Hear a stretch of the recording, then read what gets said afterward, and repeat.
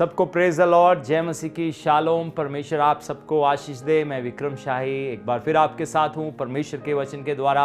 आज मैं आपके साथ बात करने जा रहा हूँ और सच में मेरा विश्वास है आज आप परमेश्वर की आवाज़ सुनेंगे और परमेश्वर की आवाज़ आज आपकी ज़िंदगी में कार्य करेगी। परमेश्वर की आवाज़ से बाइबल में लिखा है हिरनी का गर्भपात हो जाता है। परमेश्वर की आवाज़ से पहाड़ हिल जाते हैं। परमेश्वर की आवाज़ से ये सृष्टि बन गई और परमेश्वर का वचन परमेश्वर की आवाज़ है जो आपके कानों में, आपके घरों में, आपकी ज़िंदगियों में आज पहुंचने जा रही है। और मैं विश्वास करता हूं परमेश्वर आज अपने वचनों के द्वारा आपको बहुतायत से तृप्त करने जा रहे हैं। तो जैसे मैंने आपके से कहा, मत्ती रचित सुसमाचार 8वां अध्याय, और यहाँ पर एक खास घटना है और इस घटना के द्वारा हम बहुत कुछ सीखने जा रहे हैं। सो एक एक दो आयतों से, एक एक पॉइंट से मैं आपके साथ बात करूंगा ताकि परमेश्वर आज आपसे बात करे। और जैसे मैंने कहा, मैं बात करूंगा मत्ती रचित सुसमाचार उसका 8वां अध्याय, और जैसे आप इस समय स्क्रीन पर देख भी रहे हैं, और उसकी 23 आयत में लिखा है, यीशु ने जब अपने चारों ओर एक बड़ी भीड़ देखी तो झील के उस पार जाने की आज्ञा दी। तो यहाँ पर हम एक बड़ी खास घटना देखते हैं कि प्रभु यीशु मसीह इस समय बहुत सारे लोगों के बीच में थे और हम देखते हैं कि अब एक खास एक घटना है जहाँ पर प्रभु यीशु मसीह अपने चेलों को दूसरी पार जाने को कह रहे हैं, झील के दूसरे पार जाने को कह रहे हैं। तो यहाँ पर भी हमारे पास एक एक वचन में से बहुत कुछ सीखने को है। इसको हम अपनी लाइफ में अप्लाई कर सकते हैं। मैं अक्सर जब भी बाइबल पढ़ता हूँ तो मैं एक लाइफ एप्लीकेशन के तौर पर पढ़ता हूँ। तो मैं जब वचन पढ़ता हूँ, मैं सिर्फ यही नहीं सीखता इतिहास क्या था, मैं सिर्फ यही नहीं सीखता कि प्रभु ने क्या क्या किया, मैं देखता हूँ ये वचन मेरी जिंदगी में कैसे अप्लाई होता है। तो यहाँ पर हम देखते हैं खास समय था, प्रभु यीशु मसीह ने अपने चेलों को झील के दूसरे पार जाने को कहा, और हम देखते हैं कि हम भी एक सफर में हैं। तो अक्सर हम जब देखें कि बाइबल में प्रभु यीशु मसीह की 3.5 साल की सेवकाई, एक जगह से दूसरी जगह, दूसरी जगह से तीसरी जगह, प्रभु यीशु मसीह लगातार एक शहर से दूसरे शहर में जाकर ये खुशखबरी का प्रचार करते रहे। लोगों प्रभु की सामर्थ को देखते रहे। प्रभु यीशु मसीह ने बताया परमेश्वर का आत्मा मुझ पर है, और कैसे उन्होंने अंधों को चंगा किया, मुर्दों को जीवित किया। लोगों को पता लगा कि यही वो मसीहा है जिसके बारे में पवित्र शास्त्र बाइबल में लिखा हुआ था, जो जगत का उद्धार करता है और इस पूरे जगत का उद्धार करने के लिए आ गया है। तो यहां पर हम देखते हैं अब बहुत सारे लोग इस समय तक प्रभु यीशु मसीह पर विश्वास करना शुरू हो गए थे। बहुत ऊंचे ऊंचे रुतबे वाले लोग भी प्रभु यीशु मसीह पर विश्वास करना शुरू हो गए थे। सिर्फ यरूशलेम में नहीं, इजराइल में नहीं, लेकिन दूसरे कई कौमों के लोग भी यीशु मसीह पर विश्वास करना शुरू हो गए थे। कुछ फरीसी और सदूकी लोग भी, कुछ शास्त्री लोग भी ऐसे थे जो प्रभु यीशु मसीह पर विश्वास करना शुरू हो गए थे। चुंगी लेने वाले, वेश्याएं, नशा करने वाले और बहुत सारे गलत काम करने वाले लोग भी अब तक अपने पापों से मन फिराकर प्रभु यीशु मसीह के पीछे चलना शुरू हो गए थे। और अब हम यहां पर देखते हैं प्रभु यीशु मसीह ने क्या किया। जो उनके चेले थे, यानी कि जो लोग उनके पीछे चल रहे थे, जो उनसे सीख रहे थे, सीखना चाहते थे और उनकी आज्ञाओं को मानना चाहते थे, वो अब प्रभु यीशु मसीह ने उनको झील के दूसरे पार जाने के लिए कहा। तो जब मैं इस वचन को पढ़ रहा था तो मुझे एक ख्याल आया कि सच में हम लोग भी एक सफर में हैं, हमें भी उस पार जाना है। बाइबल में लिखा है हम सब लोग इस संसार में मुसाफिर हैं। एक दिन ये संसार का सफर हमारा खत्म हो जाएगा, हम अपने प्रभु यीशु मसीह के पास पहुंच जाएंगे, हम अपने मसीहा के पास पहुंच जाएंगे, हम अपनी उस फाइनल डेस्टिनेशन पे पहुंच जाएंगे। अक्सर बहुत सारे लोग सोचते हैं इस संसार में मेरी फाइनल डेस्टिनेशन अमेरिका है, कोई कहेगा इंग्लैंड है, कोई कहेगा मेरी फाइनल डेस्टिनेशन इटली है, कोई कहेगा मैंने इस देश में जाना है या उस देश में जाना है। आपकी ये सब फाइनल डेस्टिनेशन नहीं है, हमारी फाइनल डेस्टिनेशन स्वर्ग है। वो बात अलग है, कुछ लोग रास्ते से भटक कर कहीं और जाकर अंत हो जाता है, लेकिन हमारी फाइनल डेस्टिनेशन स्वर्ग है। और हमें क्या करना है, हमें इस पार से उस पार जाना है। जब हम प्रभु यीशु मसीह को अपना जीवन दे देते हैं, हमारी जिंदगी में एक नया सफर शुरू हो जाता है। और ये जो सफर है, ये वो सकरे मार्ग पर चलने वाला सफर है। बाइबल में लिखा है चौड़ा है वो मार्ग जो नाश की ओर, मृत्यु की ओर लेकर जाता है, लेकिन सकरा है वो मार्ग जो जीवन की ओर लेकर चाहता है। तो अब हम उस मार्ग पर चलना शुरू हो गए जो प्रभु यीशु मसीह ने हमें दिखाया है।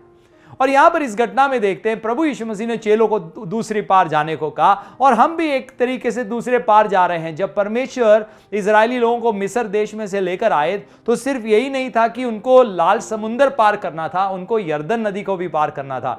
बहुत सारे लोग प्रभु यीशु मसीह को जीवन दे देते हैं। लाल समुंदर जो बपतिस्मे को दर्शाता है, बपतिस्मा भी ले लिया, विश्वास भी कर लिया, प्रभु के दास के पीछे चलना भी शुरू हो गए, लेकिन अब वो जब मिस्र देश से लाल समुंदर पार करके आगे जाते हैं, अब यर्दन पार जाने की उनके अंदर चाहत नहीं है, वहीं पर रुक जाते हैं। और हम देखते हैं जब इजरायली लोग यर्दन पार जाने से पहले बहुत चिन्ह और चमत्कार होते थे। दिन में हम देखते हैं बादल था, रात को आग थी, और कैसे रात के समय उनको रोशनी मिली, दिन में बादल मिला, मन्ना मिला। रोज वो लोग चमत्कार देखते थे। इतना ही नहीं, पत्थर से पानी निकल आता था। जो भी जरूरत उनकी होती थी, परमेश्वर चमत्कारी तौर से कार्य करते थे। लेकिन उनमें बहुत कम ही लोग थे जिनके अंदर यर्दन पार जाने की चाहत थी। आपको मालूम है, उस पीढ़ी में से जो मिस्र देश में से आए थे इजरायली लोग, उसमें से सिर्फ 2 लोग ही यर्दन पार जाने पाए। एक था यहोशू, दूसरा था कालेब। बाकी सब वहीं ढेर हो गए। मूसा को मिलाकर कोई भी पार नहीं जा पाया, और उन लोगों की चाहत नहीं थी। मूसा चलो एक बार गुस्से में आ गए, अपनी गलती से नहीं पहुंच पाया, लेकिन जो इजरायली लोग थे उनकी चाहत नहीं थी यर्दन पार जाने की। वो कहते थे यहां तो हम मिस्र देश में वापस चले जाएं, या यहीं पर हमें ब्लेसिंग देते रहो। आज हम देखते हैं दुनिया में बहुत सारे लोग संसारिक ब्लेसिंग्स की चाहत रखते हैं। हां, प्रभु भले हैं, वो अपने लोगों को संसारिक ब्लेसिंग देंगे, लेकिन बाइबल में लिखा है पहले तुम परमेश्वर, उसके राज्य और धार्मिकता की खोज करो, बाकी सब चीजें मिल जाएंगी। आज लोग बहुत सारी संसारिक चीजों की खोज में प्रभु यीशु मसीह के पीछे भागते हैं, और उनकी चाहत एक ही है कि प्रभु हमें संसारिक आशीष देगा, प्रभु हमें संसारिक बरकत देगा, प्रभु हमारी जिंदगी में चमत्कार करेगा। प्रभु बेशक आपके जीवन में चमत्कार करेंगे, लेकिन याद रखना आप एक सफर में हैं और आपको यर्दन के पार जाना है, आपको उस पार जाना है, आपको अपनी फाइनल डेस्टिनेशन पर पहुंचना है, आपको अपनी मंजिल तक पहुंचना है जो प्रभु यीशु मसीह ने आपके लिए तय की गई है। और इतना ही नहीं, हम उस डेस्टिनेशन पर जा रहे हैं जहां प्रभु यीशु मसीह पहले ही पहुंच चुके हैं। इसीलिए प्रभु यीशु मसीह ने कहा, मार्ग, सत्य और जीवन मैं हूं। प्रभु ने कहा मार्ग मैं हूं। सो प्रभु ने हमें मार्ग दिखाया, और इतना ही नहीं, प्रभु यीशु मसीह हमारे लिए मार्ग भी बन गए। वो स्वर्ग में बैठ गए, पिता के दाएं हाथ सिंहासन पर बैठ गए। जाने से पहले कह गए मैं जा रहा हूं और तुम्हारे लिए जगह तैयार कर रहा हूं। वो है तुम्हारी फाइनल डेस्टिनेशन।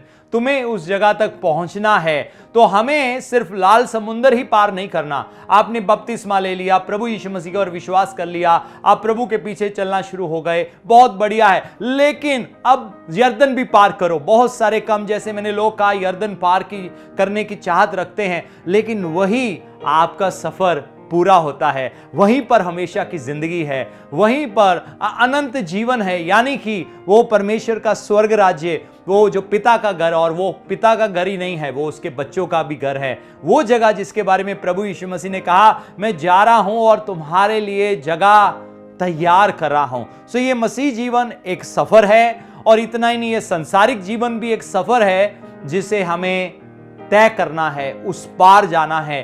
रास्ते में भटक नहीं जाना, इसी तरफ मत रह जाना, लेकिन उस पार जाना है। प्रभु यीशु मसीह के साथ चलते चलते विश्वास योग्य रहकर, जैसे बाइबल में हनोक के बारे में लिखा है जो 365 साल जिया, और बाइबल में लिखा है वो परमेश्वर के साथ चला और उठा लिया गया। और क्या था उसका? 365 साल उसकी उम्र थी। उसका सफर कहां? इस संसार में खत्म नहीं हुआ, परमेश्वर के स्वर्ग में राज्य में जाकर पूरा हुआ। और वो पूरा होना क्या है? वो अनंत जीवन की शुरुआत है।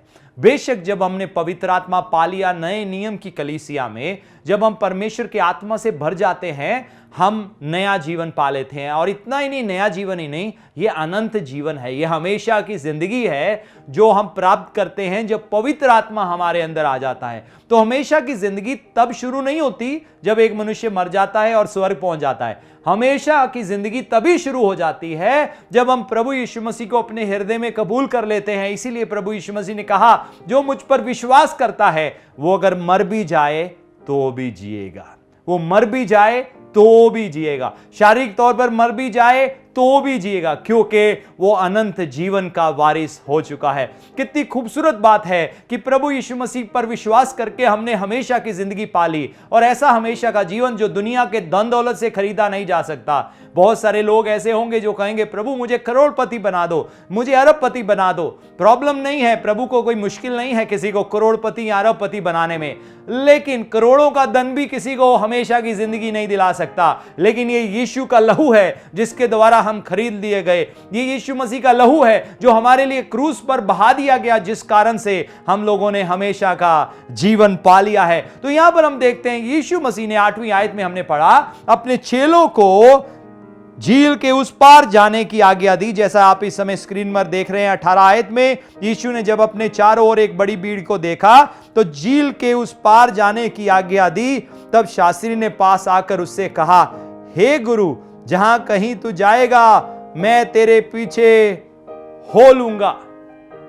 तो यहां पर हम देखते हैं एक शास्त्री, एक स्क्राइब, एक वचन का ज्ञानी, तोरा को समझने वाला, पुराने नियम को समझने वाला, अब ये प्रभु यीशु मसीह पर विश्वास करना शुरू हो गया। और ये प्रभु यीशु मसीह से क्या कहता है, जहां कहीं तू जाएगा मैं तेरे पीछे हो लूंगा।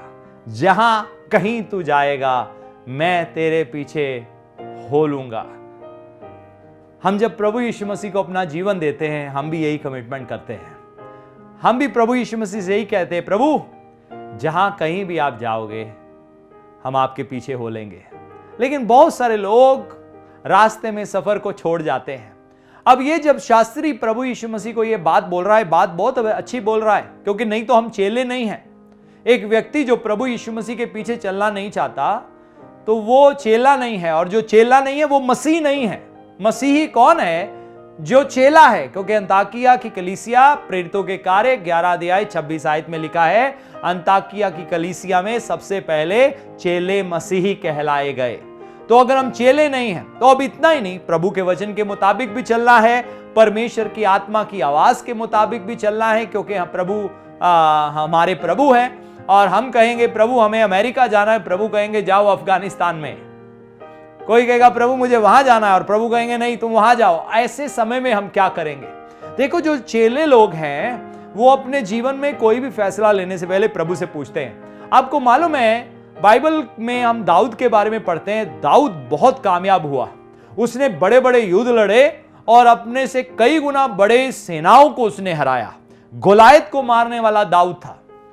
और कैसे वो एक अच्छा लीडर बन गया और एक ऐसा राजा बन गया जिसने अपने जैसे और लोग तैयार किए और जिन्होंने भी बड़े बड़े गोलायतों को मारा, यानी कि उसके भाइयों को मारा।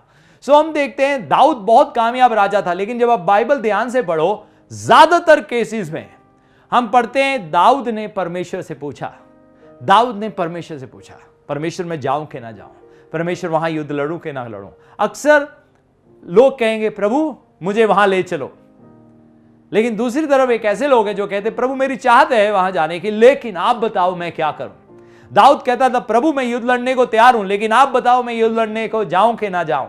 आपने दुश्मन को मेरे हाथ में दिया या नहीं दिया? क्योंकि चेले हैं, प्रभु की आवाज सुनकर चलते हैं, प्रभु का वचन पढ़कर चलते हैं। जैसे परमेश्वर का वचन बोलता है उसी मुताबिक अपने फैसले लेते हैं। इसलिए हमारे लिए बहुत इंपॉर्टेंट है कि हम अपनी जब प्रार्थना करें, प्रभु आप अपनी इच्छा को जाहिर करें। मालूम है बाइबल में लिखा है एलिया भी हमारे समान दुख सुख भोगी मनुष्य था, और उसने कहा बारिश ना हो, बारिश नहीं हुआ। उसने 3.5 साल के बाद कहा बारिश हो, और बारिश हो गया। मालूम है उसकी प्रार्थना का उत्तर क्यों आया? अगर आप बाइबल ध्यान से पढ़ो, वो परमेश्वर की इच्छा के मुताबिक प्रार्थना कर रहा था। वो परमेश्वर की इच्छा के मुताबिक प्रार्थना कर रहा था। उसको मालूम था अब समय आ गया है, परमेश्वर चाहते हैं बारिश हो, और उसने क्या किया? परमेश्वर की इच्छा के मुताबिक प्रार्थना किया और कार्य हो गया। तो आज हम जो प्रार्थनाएं कर रहे हैं, सवाल यह है क्या परमेश्वर की इच्छा के मुताबिक है? बहुत सारे लोग निराश हो जाते हैं। और यहां पर मैं बीमारियों और दुष्ट आत्माओं की बात नहीं कर रहा, वो तो 100% परमेश्वर की इच्छा है कि आप इसी समय यीशु मसीह के नाम से इन सब बातों से चंगे हो जाएं। पिता मैं प्रार्थना करता हूं यीशु मसीह के नाम से, जितने भी बीमार लोग, जितने भी तंगी में लोग, जितने भी दर्द में लोग हैं, यीशु मसीह के नाम से मैं इनको आशीष देता हूं। और मैं प्रार्थना करता हूं पिता अपने लोगों को स्पर्श करें, इनको छुए, हर बीमारी जाती रहे, दुष्ट आत्माओं के बंधन यीशु मसीह के नाम से टूट जाएं। आमीन। सो प्रभु की इच्छा है आप प्रॉस्पर करें, प्रभु की इच्छा है आपको अच्छी नौकरी मिले, आपका कारोबार बढ़े। लेकिन बहुत सारी जिंदगी की ऐसी बातें हैं जिसमें सच में हमें प्रभु की आवाज सुनने की जरूरत है कदम उठाने से पहले। हो सकता है नए व्यापार के लिए प्रभु की आवाज सुनने की जरूरत है, और जरूरी नहीं आवाज एक ड्रीम के द्वारा या एक दर्शन के द्वारा हमें आए या ऑडिबल वॉइस आए। परमेश्वर हमारे हृदय में बात करते हैं। और इतना ही नहीं, वचन में लिखा है हमारे पास मसीह का मन है। परमेश्वर जब आप प्रभु के साथ रिश्ते में चलेंगे, परमेश्वर आपके मन में डाल देंगे कि वो क्या चाहते हैं। तो दाऊद जीवन में जो भी करता था वो परमेश्वर से पूछता था, परमेश्वर मैं जाऊं कि ना जाऊं। आज बहुत सारे लोग पूछते नहीं हैं, कहते हैं, लेकिन प्रभु अपनी भलाई में बहुत बार भलाई कर ही देते हैं, है ना। परमेश्वर बहुत बार हमारी रिक्वेस्ट भी मान लेते हैं, और कई बार वो सच में प्रभु की इच्छा होती है, लेकिन कई बार हमारी इच्छा होती है। लेकिन परमेश्वर भले हैं, बाइबल में लिखा है वो भले और बुरे दोनों के घर के ऊपर वर्षा करते हैं। जो धर्मी है उस जब बारिश होती है उसके घर के ऊपर भी बारिश होती है, और हो सकता है पड़ोस में कोई बुराई में जीने वाला व्यक्ति रह रहा हो उसके घर के ऊपर भी बारिश होती है, उसके पेड़ भी हरे भरे हो जाते हैं, आपके घर भी के पेड़ भी हरे भरे हो जाते हैं। लेकिन एक होता है परमेश्वर की सिद्ध इच्छा को जानना, और यहां पर हम देखते हैं जब हम प्रभु यीशु मसीह के चेले हैं तो हमारे लिए जरूरी है जहां प्रभु जाए वहां हम जाएं। यानी कि हम प्रभु को कह रहे, प्रभु आप आगे आगे चलो, आप मेरे जीवन से क्या चाहते हो। परमेश्वर हर एक के जीवन में यूनिक काम करते हैं, हर एक की जिंदगी में परमेश्वर अलग रीति से काम करते हैं, एक खास रीति से काम करते हैं। परमेश्वर आपके जीवन में भी बड़ी एक अलग रीति से काम करना चाहते हैं। तो इसलिए हमें मालूम होना चाहिए प्रभु मेरे से क्या चाहते हैं। तो अगर आप रिश्ते में चलेंगे आपको जूझना नहीं पड़ेगा इस बात में। तो यहां पर हम देखते हैं एक शास्त्री प्रभु यीशु मसीह से क्या कहता है, प्रभु जहां कहीं आप जाओगे मैं आपके साथ जाऊंगा, मैं आपके पीछे हो लूंगा। क्या आज हमारी ये चाहत है, क्या हम प्रभु से कह सकते हैं प्रभु आप जो कुछ भी कहोगे मैं वो करूंगा, आपके पीछे पीछे चलूंगा, वो सकरे मार्ग पर चलूंगा, सच्चाई के रास्ते पर चलूंगा, पवित्रताई के रास्ते पर चलूंगा, विश्वास योग्यता के रास्ते पर चलूंगा। वो रास्ता जो आपने हमें दिखाया, वो एग्जाम्पल जो प्रभु ने उदाहरण अपने जीवन का दिखाया, प्रेम के द्वारा, क्षमा करने के द्वारा, सच्चाई में, धार्मिकता में जीने के द्वारा, खराई में चलने के द्वारा, वो एक रास्ता है जिस पर चलने के लिए परमेश्वर ने हम सबको बुलाया है। 19 आयत में एक बार फिर देखेंगे, तब एक शास्त्री ने पास आकर उससे कहा, हे गुरु जहां कहीं भी तू जाएगा मैं तेरे पीछे हो लूंगा। वर्स 20, मैथ्यू चैप्टर 8 वर्स 20 में आगे लिखा है, यीशु ने उससे कहा, लोमड़ियों के बट और आकाश के पक्षियों के बसेरे होते हैं, परंतु मनुष्य के पुत्र के लिए सर धरने की भी जगह नहीं है। यहां पर यह व्यक्ति प्रभु यीशु मसीह के पीछे आने की चाहत रखता है, लेकिन प्रभु कहते हैं लोमड़ियों के पास तो बट है, पंछियों के पास बसेरे हैं, लेकिन मनुष्य के पुत्र के पास सर धरने की भी जगह नहीं है। यानी कि प्रभु यीशु मसीह उससे कह रहे हैं अगर मेरे पीछे चलना है तो बिना शर्त चलो, फॉलो मी विदाउट एक्सपेक्टेशन। क्योंकि प्रभु का असली मकसद क्या है, परमेश्वर का राज्य यहां पर, और हम परमेश्वर पवित्र आत्मा के द्वारा नया जन्म पाकर वहां पर प्रभु यीशु मसीह के साथ उस स्वर्ग में जो हमारी नई जगह है। और क्योंकि हम जानते हैं जो भी आज सांसारिक चीजें बाइबल में लिखा है ये जाती रहेंगी, और परमेश्वर ने कहा फिर नया आकाश नई पृथ्वी होगा, वो सब चीजें जो परमेश्वर ने हमारे लिए सोच रखी हैं। यहां पर यीशु को वो व्यक्ति कहता है प्रभु मुझे आपके पीछे आना है, लेकिन प्रभु यीशु मसीह कहते हैं अगर मेरे पीछे आना है तो बिना शर्त आओ, एक्सपेक्टेशन के बिना आओ। तो कहने का मतलब क्या हम अच्छी चीजें प्रभु से एक्सपेक्ट ना करें? एक्सपेक्ट करें भी, लेकिन हृदय ऐसा हो प्रभु वो चीज मिले या ना मिले, चाहते है आपके पीछे चलना है। यानी कि प्रभु यीशु मसीह के पीछे चलने का कारण कोई संसारिक लालच नहीं होना चाहिए। प्रभु यीशु मसीह के पीछे चलने का कारण ये होना चाहिए वो रास्ता है, वो सच्चाई है, वो जीवन है, वो पुनरुत्थान है। उसी ने हमें बनाया है, वो हमारा सृष्टि करता है, वो हमारा प्रभु है और हम उससे प्रेम करते हैं। और प्रभु उसको कह रहे हैं मेरे पीछे चलना है ना तो कोई उम्मीद लेकर मत चलना, संसारिक लालच लेकर मत चलना, संसारिक चीजों को लेकर मत चलना। मेरे पीछे चलना है तो बिना शर्त चलो। मेरे पीछे चलना है तो क्यों प्रभु ने ऐसा कहा वो भी मैं आपको आगे बताऊंगा, उसके बारे में मैं आपको दूसरे भाग में बताऊंगा। लेकिन यहां पर प्रभु से कहते हैं मेरे पीछे चलना है तो बिना शर्त चल। लोमड़ियों के पास बट हैं, पंछियों के पास बसेरे या घोंसले हैं, मेरे पास सर रखने की कोई जगह नहीं है।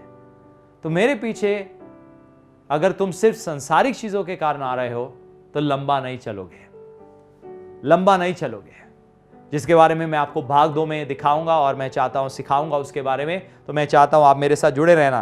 तो प्रभु ने उससे यह बात की और उसके बाद 21 आयत में देखते हैं, एक और चेले ने उससे पास आकर कहा, हे प्रभु मुझे पहले जाने दे कि अपने पिता को गाड़ दूं। यीशु ने उससे कहा तू मेरे पीछे हो ले और मुर्दों को अपने मुर्दे गाड़ने दे।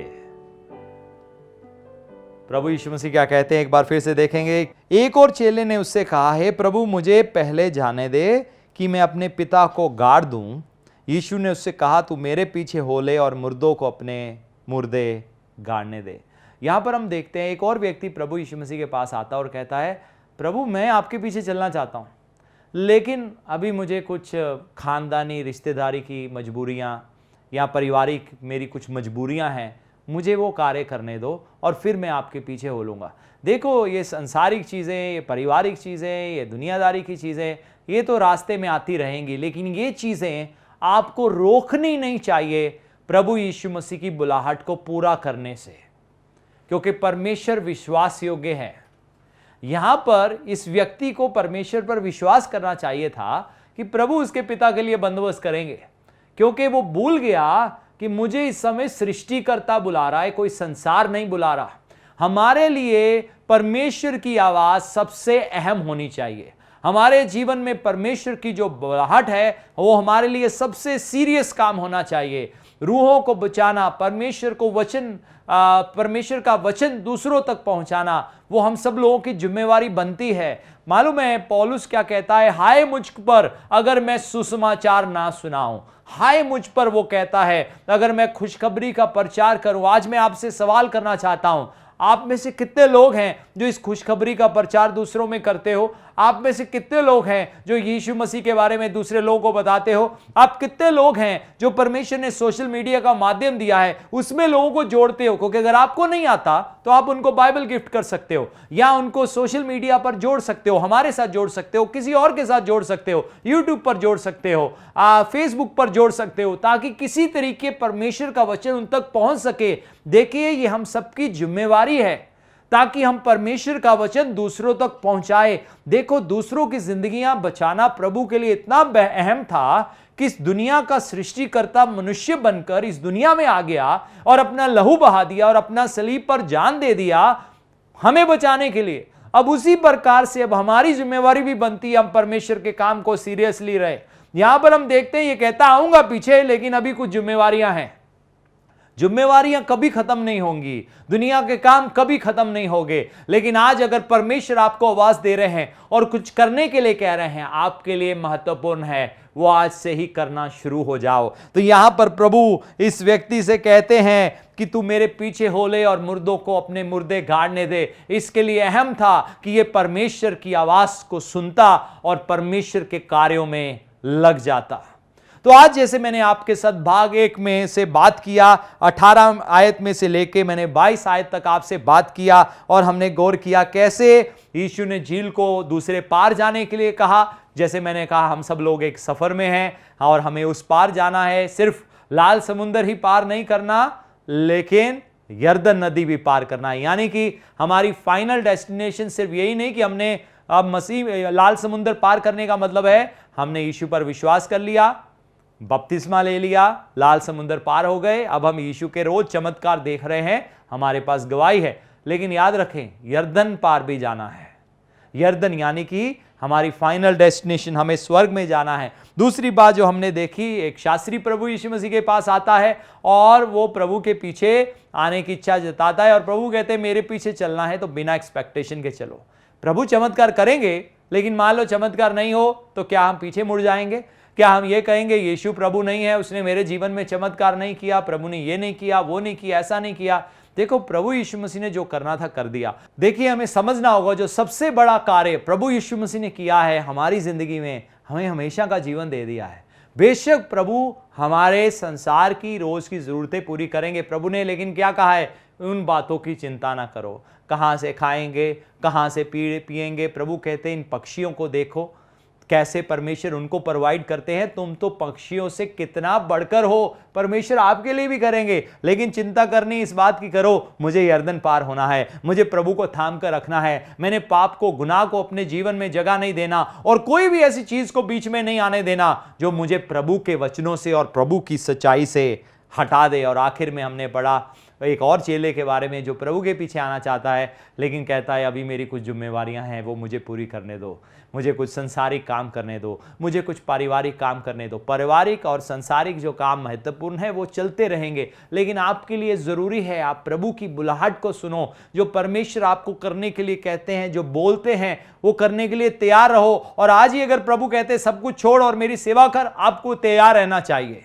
2002 में प्रभु यीशु मसीह ने ऐसे कहा, मैं इंग्लैंड में नौकरी करता था, कहा नौकरी छोड़, इस देश को छोड़, वापस जा और मेरी सेवा कर। अब मेरे लिए जरूरी था मैं प्रभु की आवाज को सुनता, और ऐसा नहीं था मेरे सिर पर जिम्मेवारियां नहीं थी, बहुत सारी जिम्मेवारियां थी, बहुत सारी रिस्पॉन्सिबिलिटीज थी, बहुत सारी मुश्किलें थी, बहुत सारी रुकावटें थी, लेकिन मुझे वो करना जरूरी था जो प्रभु कहते हैं। और मैं आज यहां पर खड़ा होकर कह सकता हूं, प्रभु विश्वास योग्य हैं, उन्होंने मेरा मुंह कभी काला नहीं होने दिया, ना ही आपका होने देंगे। अगर आज आप प्रभु की आवाज को मान लो और उनके पीछे चलने के लिए तैयार हो जाओ, अपने कान उनकी आवाज की ओर लगाओ और जो प्रभु कहते हैं वही करो, तो ही आप प्रभु यीशु मसीह के सच्चे चेले हो। भाग 2 में मैं आपके साथ दोबारा मिलूंगा, लेकिन इससे पहले मैं आगे बढ़ूं, मैं प्रार्थना करना चाहता हूं। पिता परमेश्वर, मैं आपका धन्यवाद करता हूं, यीशु मसीह के नाम से मैं प्रार्थना करता हूं आपके लोगों के लिए। होने दे ये मजबूत विश्वासी हो जाएं, होने दे अपनी फाइनल डेस्टिनेशन तक पहुंचने पाए, होने दे प्रभु यीशु मसीह आपके लोग आपको थाम कर रखें, आपको कभी ना छोड़े, आपको कभी ना त्यागे, जैसे आपने कहा मैं तुम्हें कभी ना छोड़ूंगा, कभी ना त्यागूंगा।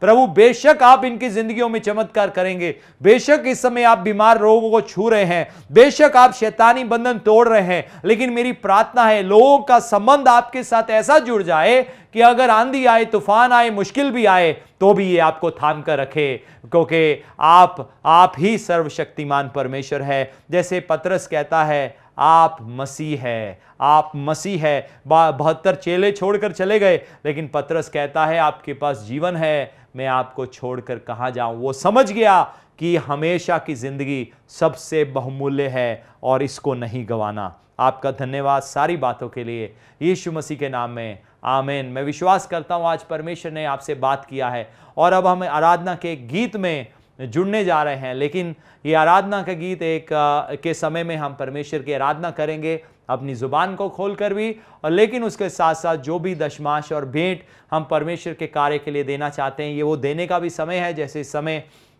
आप स्क्रीन पर हमारे बैंक डिटेल्स देख रहे हैं, बैंक अकाउंट नंबर देख रहे हैं, जो कि सिर्फ और सिर्फ इंडियन बैंक्स के लिए हैं।